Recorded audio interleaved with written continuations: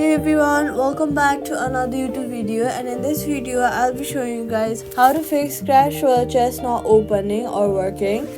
If chest won't open or get stuck, this often is a sync issue. First, check your internet connection. Chest time requires constant server sync, so make sure you're connected to a stable Wi-Fi so your app operates smoothly. Then go ahead and swipe up from the bottom of your screen, find Clash Royale, swipe it away, then reopen it to refresh progress.